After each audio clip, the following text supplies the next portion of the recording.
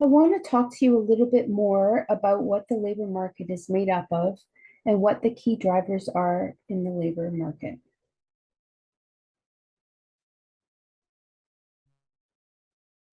The labor market is made up of job seekers, employers, and workers, and people move between different roles within the labor market when they go from being a job seeker to getting a job and being employed, or when they're going from leaving employment to starting their own business to becoming an employer. For the labor market to be in balance, we need some or all of these people. The labor market goes out of balance if there are not enough job seekers to fill the new jobs employers are creating. Or the labor market goes out of balance if too many workers become job seekers. For example, large layoffs or business closures. These variables are continually fluctuating and adjusting both seasonally and regionally. Paying close attention to the unemployment rate, the participation rate, and the rate of job creation in a community will give you an idea of the level of balance in the labor market. People also move around the labor market. So they do this by leaving the labor market. And some of the ways in which people leave the labor market is they become the job seekers stop looking. And as soon as the job seekers stop looking for work, they no longer count in the data that we collect about those who are unemployed. Keep in mind that when we calculate who's unemployed, don't count the people who are no longer looking for work. The way that workers leave the labor market is to go to another region.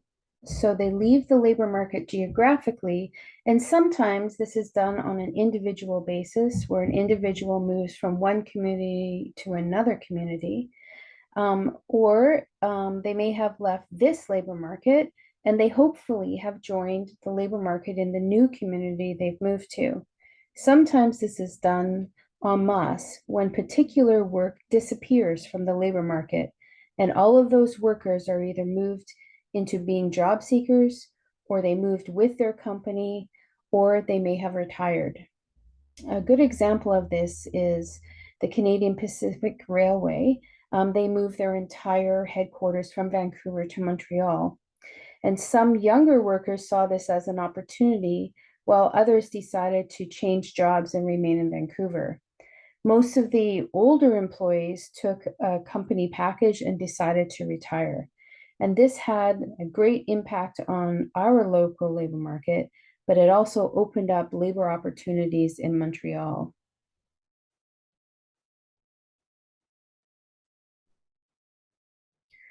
The way in which employers leave the labor market are usually because of the economy. Some of the reasons include economic influences or perhaps even the lack of skilled workers. This results in not being able to produce the product or serve whatever it is that they're trying to provide. When this happens, they usually close down their businesses and leave the labor market. Some of those employers may be retiring, but some of them may be trying to rejoin the labor market as a worker, which means they become a job seeker. So the Canadian Pacific Railway was a great example of employers leaving Vancouver and creating jobs in Montreal. But another really great example is when Molson Canadian, another Vancouver company here that was here for many, many, many years, decided to move their headquarters up to Chilliwack. And this was purely an economic choice given the rising costs of everything in Vancouver. So what was our loss became a gain in Chilliwack.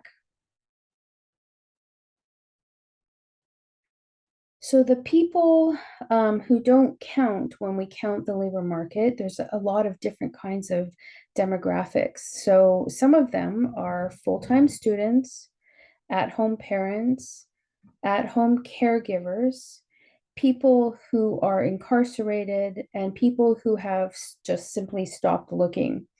I'm sure there are many other people who are not counted, but these are the big groups of people that don't count in the labor market.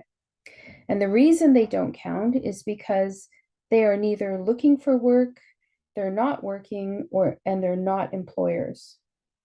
This picture of the labor market gets a little complicated when we start talking about the gig economy and we start talking about some of the full-time students, at-home parents, and at-home caregivers who start to create a small business.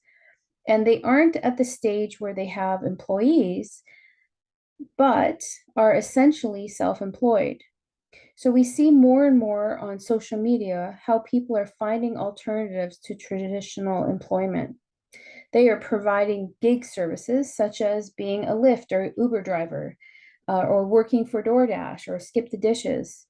Or they may be providing services online from web development to education to anything else that's digital.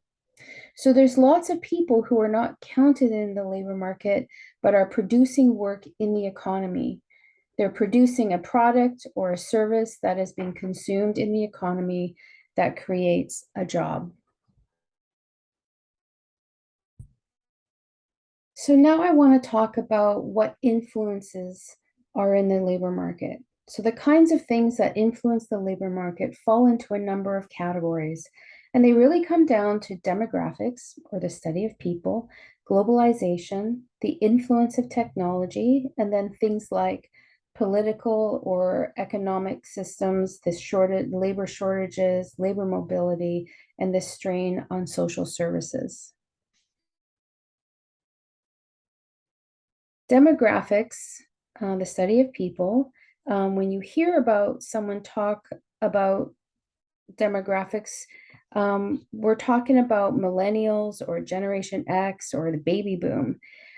They're talking about demographic groups of people. So there's cohorts of people who travel through time at the same time or in the same way. So there's a way in which these cohorts influence the labor market through expectations, needs, and the environment. We are seeing two major demographic trends in Canada right now: a growing Indigenous population under the age of 30 and an aging baby boomer population that is moving into retirement. All different types of demographics are impacting the labor market. Globalization and technology has had a huge influence on the labor market. The way we live in a global economy has a huge impact on the kinds of labor market choices that are being made in any given region at any given time. So there are things that can happen in a global marketplace that have an influence on the kind of jobs that are created right in your community. One example would be something like when something goes viral on social media and it creates a demand for something. All of a sudden, people are creating that kind of business in their community, even if it's only lasts for a short period of time. The labor market has been influenced by this event. Consider the impact of falling oil prices that have impacted the local economies. Transport companies that could not afford to operate just a few months ago cannot afford the cost of fuel for their businesses. As oil prices have fallen, so too has the Canadian dollar. Think about how this has impacted border towns as they rely on Canadian shoppers for their livelihood, and in the opposite way, how Canadian businesses rely on American tourists that are coming in to spend money. So we live and work in a global economy, and everyday events occur around the world that can and do impact our local economies. Now, when we think about technology, and how we can live in a global economy and work in a global economy, we now can work that we can do work that exists between people where they may have never ever met in person. So, for example, I used to work for a global institute where we had campuses in Bahrain, China, Abu Dhabi, New York, and Vancouver. We never met in person, but collaborated to bring success on each campus. We could meet through Zoom or Skype, and we each report it in. Of course, there are many, many companies hiring people in different countries to work remotely through time zones and transnational borders. And we can see this ever more due to COVID and how much online work has been generated because of the global impacts that COVID has had on us.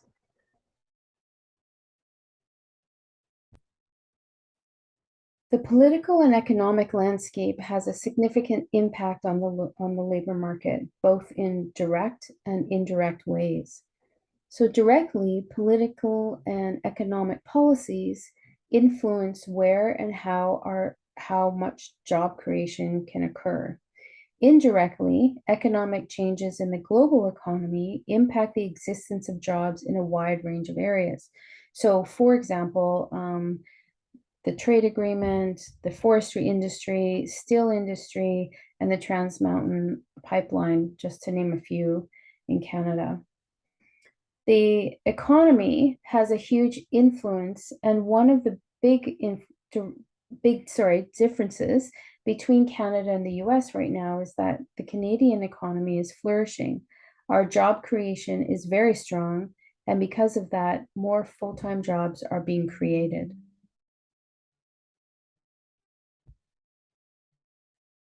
When we think about influences such as labor market shortages, as we can see across the country, more and more businesses are being forced to alter their hours of operation and or close entirely because they cannot find skilled workers to fill their jobs, or there's a lack of people willing to do the job.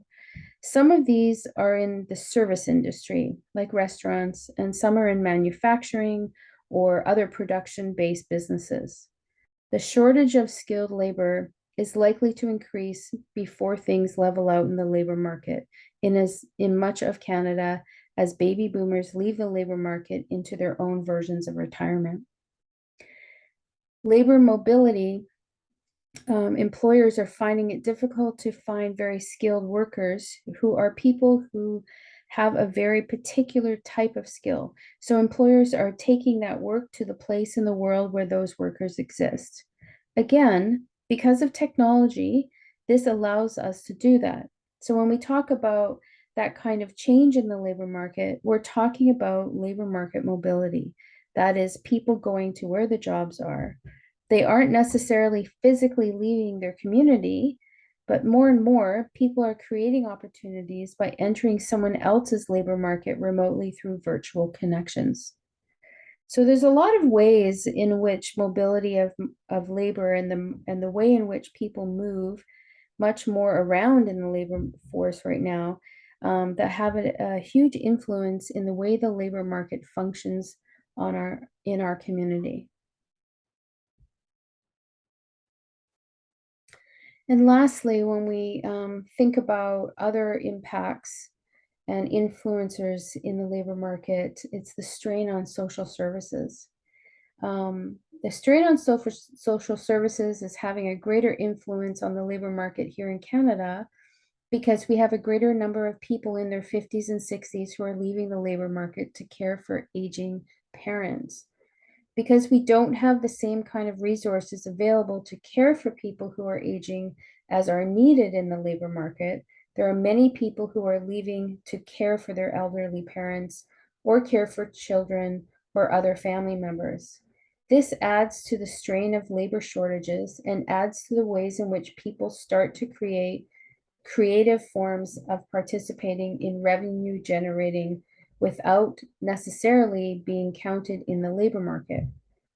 Practically, what this all means is that for CDPs, the clients we are seeing accessing services are those individuals who do not easily find entry into the labor market. They are typically clients with more persistent barriers to employment.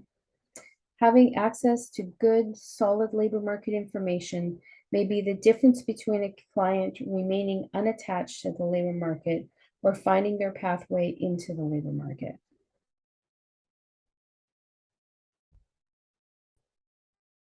Thank you for joining me today.